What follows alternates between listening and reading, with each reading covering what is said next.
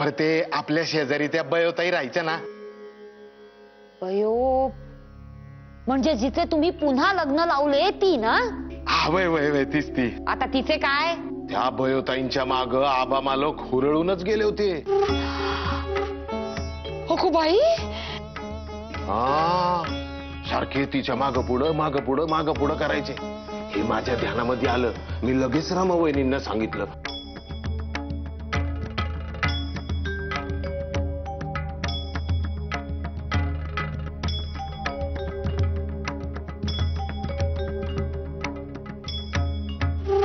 आणि मग धाकल्या मालकांनी काय केलं माहितीये का? बयोताईंच्या लग्नाची समधी जबाबदारी आबा मालकावरच टाकली आणि लग्न व्यवस्थित पार पडलं बघा. नील्या, अरे इतकी महत्वाची गोष्ट तुम्हाला ही आत्ता सांगतोय, तेही मी तुला खोदून खोदून विचारल्यानंतर? नाही म्हणजे त्याचं असं आहे की. नाही रे पांडू, यासाठी तुला ही अद्दल घडायलाच हवी. कशाला? म्हणजे यापुढे तू सगळ्या महत्वाच्या गोष्टी मला येऊन सांगशील, विसरणार नाहीस. नाही सरणार. तेव्हा आता जा, तुझे पांडुरंगाचे नाव घेत रात्रभर त्या बाहेरच्या वरांड्यात उभा राहा. आणि जरा वेळ देखील निघलास तर मात्र पुढचे 3 दिवस तुला जेवायला वाढते का ते बघच आता. नाही त्याचं असं आहे, मी जर का रात्रभर निजलो नाही ना तर उद्या सकाळी काम कोण करणार? पण जर शिक्षा भोगली नाही तर कामे करायला वाढत राहशील का रे? त्याच्यापेक्षा मी शिक्षाच बघतो. हा, काय रे देवा, कुठनं बुद्धी झाली? काय म्हणावे तरी काय या आबाला? नशीब बलवत्तर रानड्यांचे म्हणून त्या बयोचे लग्न माधवाने आबाशीच नाही लावले. अगो बाई, पण बयोचे नाही दुसऱ्या एखाद्या विधवेचेही लग्न लावू शकतो हा आबाशी. आणि याला अडवणार तरी कोण? आता तर रमाई आहे जोडीला. मला आणि माईला तर ठेवतील गुंडाळून. छे छे, आबाच्या लग्नाची घाई करायलाच हवी आता. उद्यापासूनच स्थळे बघा म्हणून सांगतेच बाळंभटजींना. वेळ मुळी दौडायलाच नको तो.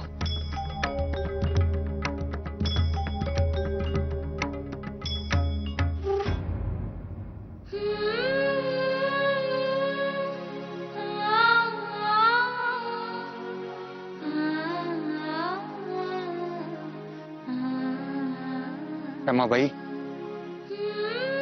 अजूनही त्याच विचारात आहात? आता आम्ही काय सांगतो ते नीट लक्षात घ्या. अनितिमान माणसापासून नीतिमान माणसास कोणतीही भीती नसते. तेव्हा त्याबद्दल भिवू नये आणि काळजीही करू नये. वाईट गोष्टी बोलण्यात कितीही सोप्या असल्या तरीही त्या तितक्या सोप्या नसतात. या लोकांनी बाहेरून उर्मटपणाचा किंवा दांडगेपणाचा कितीही आवडला तरीही आतून ते भेकड असतात. आणि त्यामुळे नीतिमान माणसांपुढे त्यांना क्षणभरही धीर धरवत नाही. त्या बाईंनी सांगितल्याप्रमाणे मधलेदार कायमचे बंद करून पक्के करून टाकावे आणि स्वस्थ मनाने आपल्या घरात आपापल्या उद्योगात असावे. मन रिकामे ठेवले नाही म्हणजे ते उगाचच काळजी आणि भीती धरून बसत नाही. येऊन जाऊन 5 किंवा 6 तासच तुम्हाला एकटीने काढावे लागेल. तेवढा वेळ टाइम टेबलाप्रमाणे नेमलेल्या कामात घालवावा म्हणजे तो कंटाळवाणा जाणार नाही. रमाबाई, अहो पट्टे आहे का आमचे म्हणणे?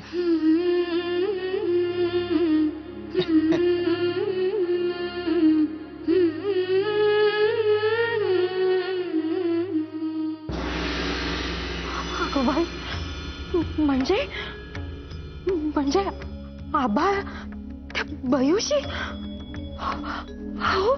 माई, तू जास्त विचार करायच्या फंदातच पडू नकोस.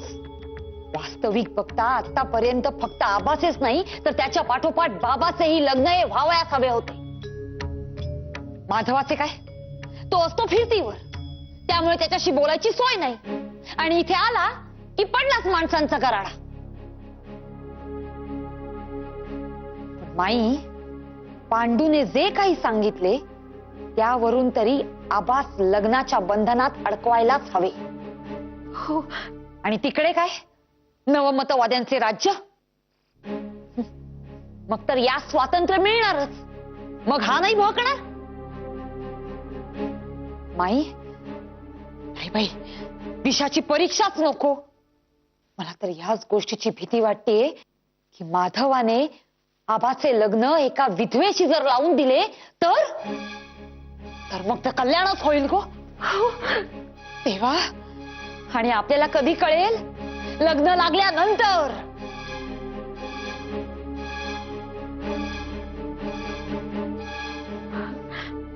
हो ताई, आता घाई करायलाच हवी. तुम्ही बाळंबजींशी बोललात का? नाही अजून, पण त्यांचंही बोलावणे धाडले. म्हटले तोवर तुझ्याशी बोलून घ्यावे, तोपर्यंत ते येतीलच. ताईसाहेब आम्हास बोलावणे धाडले. बाई. हो बाळंबजी, जरा तुमच्याशी महत्वाचे बोलायचे होते. बोलूया, पण त्याआधी एक चांगली बातमी द्यावायची आहे. काय चांगली बातमी? आबासाठी मुलगी पाहिली आहे.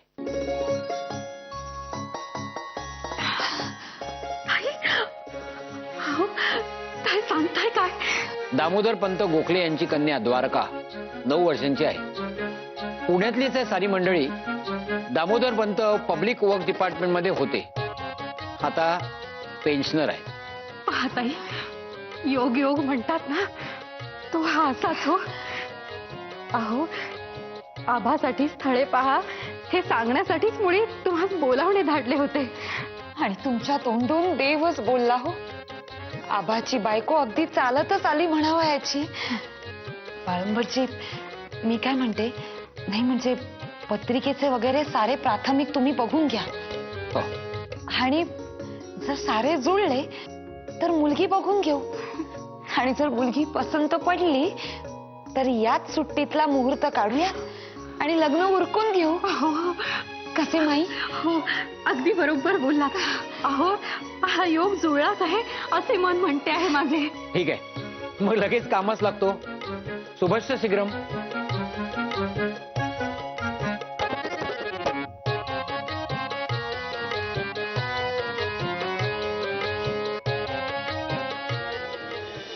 देवा, इतकं रात्रभर जागायची सवय नाही. दिवसभर काम करायचं, परत रात्री जागायचं.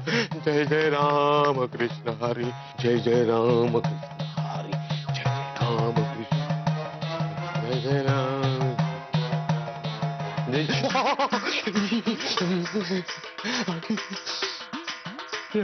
राम, हरे, जय जय राम हरे, जय जय राम, जय राम कृष्ण, जय राम कृष्ण,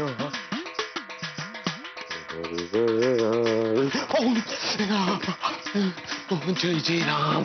आता काही झोप यायची नाही. जय जय राम कृष्ण हरे. डोळे आता असे हुरपटीच करतो, झोपच येणार नाही.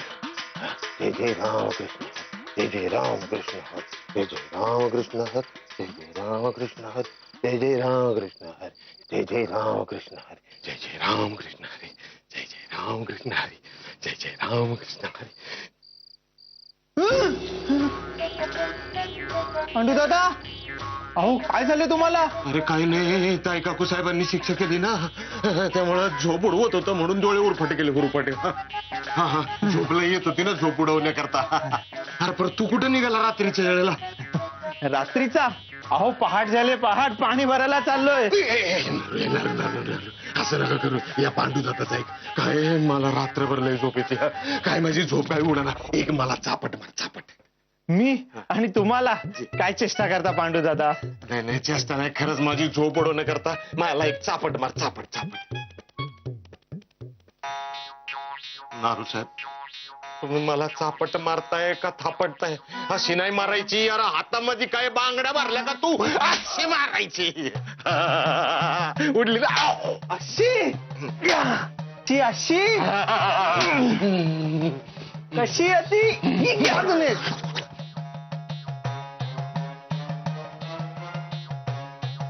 हो पांडू दादा, पांडू दादा, हो पांडू दादा, काय झालंय?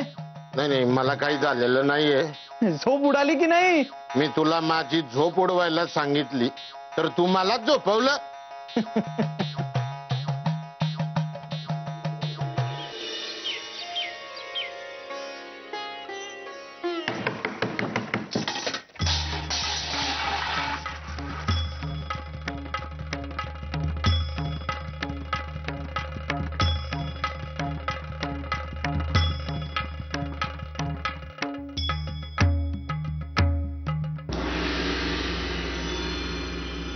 हे वासुनाना केतकरांच्या खात्याचे हेड क्लार्क राजमान्य राजश्री कुलकर्णी.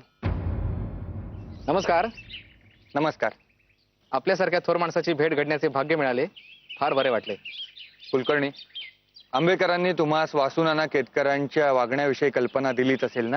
होय, स्त्रियांवर हात उगारणे, त्यांस मारहाण करणे हा कायद्याने गुन्हा आहे. आम्ही वेळोवेळी घरी जाऊन पुरावा गोळा करू आणि त्यांस कायद्याचा बडगा दाखवू.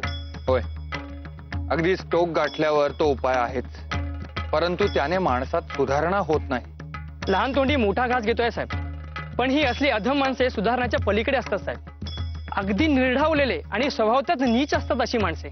खरे आहे, परंतु अंगावर गेल्याने परिस्थिती चिघळू शकते आणि त्याचा राग घरातील स्त्रियांवर निघू शकतो. तुम्ही आम्ही दिवस रात्र त्यांच्यावर लक्ष ठेवू शकत नाही, तेव्हा सध्या तरी धाक दाखवून कान टोचण्याचे काम करा. होय, आणि तसेही त्याचे सारे दोरे आमच्याच हाती आहेत. थोडे बहुत कर्जही झाले त्यास. प्रथम तुम्ही तुमच्या भाषेत त्यास समजावून सांगा आणि तरीही तो बदलत नसेल तर माझ्याकडे आणा. मी असा सज्जड दम देतो की त्यास जन्माची आठवण राहील. या प्रकरणाचा गवगवा सारा गावभर करेन असे सांगतो त्यास, म्हणजे नक्की वटणीवर येईल बघा.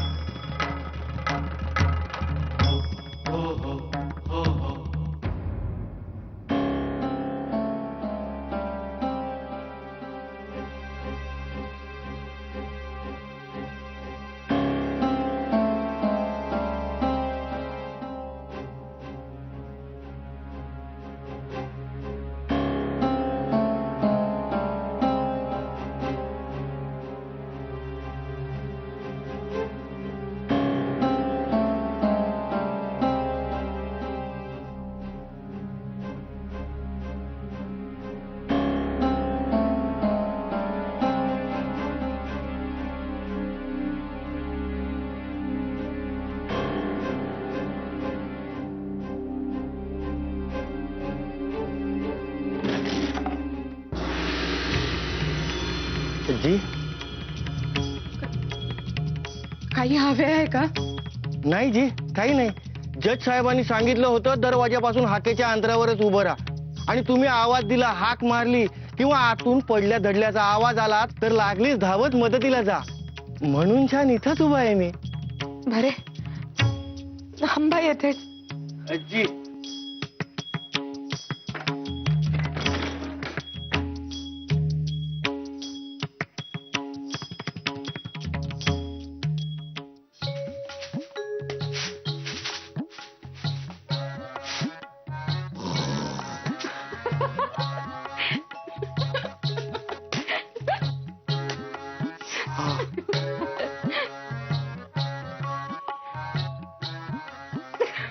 अरे पांडू, काय चाललंय तुझे? काम करतोय काम. लक्ष दे कामात. हो हो हो.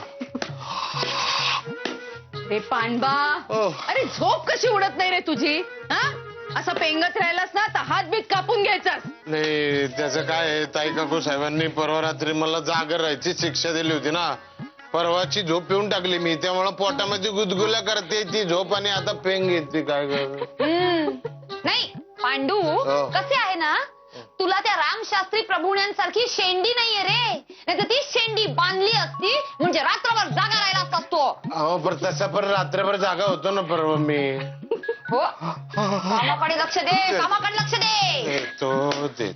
अगो बाई, अहो सांगायचीच विसरले हो मी. बाळम भटजींनी निरोप आणलाय. ते दामोदर पंत गोखले आहेत ना, ते उद्याच येणार आहेत भेटावयास. बाकीचे सारे जमले हो. अगो बाई, अगो बाई, अगो खरे की काय? खरे माई, मी तुला सांगते बघ, मुलगी नक्कीच चांगली असणार. चटा चटा सारे ठरवून टाकूयात. कसे? अगदी.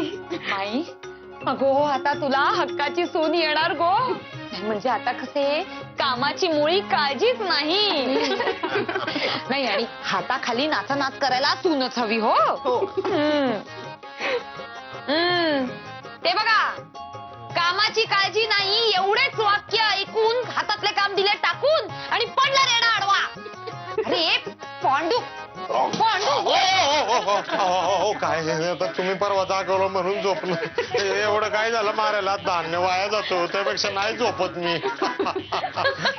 मारू नका, मारू नका, मारू नका. आता ठेवतो सोडून समजे.